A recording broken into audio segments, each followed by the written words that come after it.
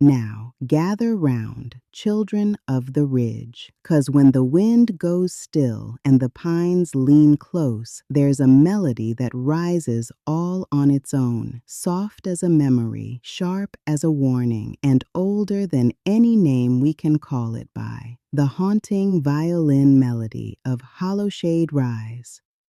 High above the settlement of Briarhush Hollow sits Hollowshade Rise, a mountain that holds stories the way old quilts hold warmth, stitched tight, passed down, and never quite finished. Long before anyone heard the phantom violin, the people of Briarhush Hollow carried an old tune known simply as the Ridge's Breath. No one knew who first played it. Every fiddler shaped it differently, but the heart of the melody stayed the same, soft, trembling, unfinished. Then came the great storm of '89. Lightning clawed the sky. Thunder rolled like a giant, waking angry. When the storm finally broke, the air felt wrong, too still, too watchful. That's when the melody changed. At twilight, a violin began to sing across Hollowshade Rise. Not from any porch, not from any hand, just drifting through the air, clear as creek water and twice as cold. The tune was perfect, complete, and played by no living soul. And the people of Briarhush Hollow began to listen. Aunt Sula Starsight Bramwell, the oldest woman on the rise, known for seeing truths before they arrive. She was the first to say the melody wasn't a haunting, it was a warning. She keeps a cedar box of old fiddle strings, though she's never played a day in her life. Some say she knows exactly what the mountain woke up. The Bramble twins, Jorah and Junie Bramble, two teenagers who roamed the ridge more than they should. One dusk, they followed the melody deeper into the woods. They returned pale, trembling, unable to speak for 2 days.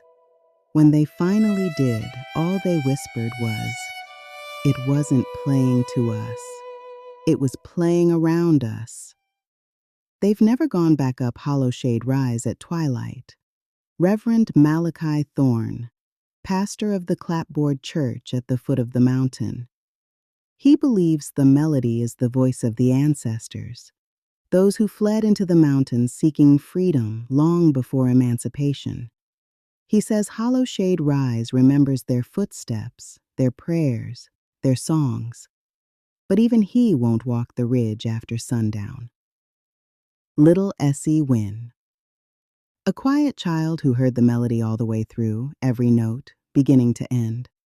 After that night, she stopped humming children's songs.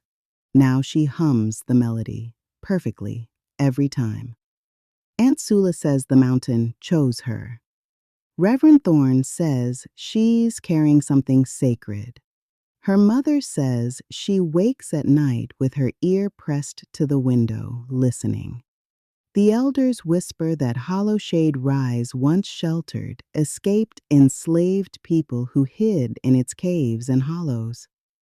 They brought their music with them, fiddles, banjos, drums made from whatever they could shape with their hands.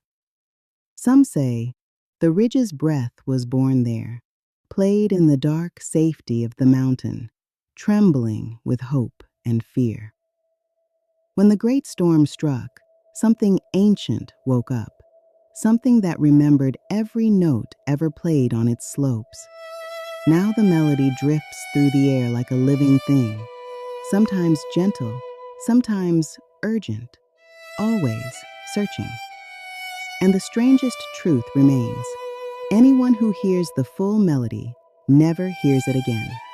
It's as if the mountain passes the song to them and then lets them go. Remember this now. A mountain don't speak without meaning, and a song that finds you at dusk ain't never meant to be ignored.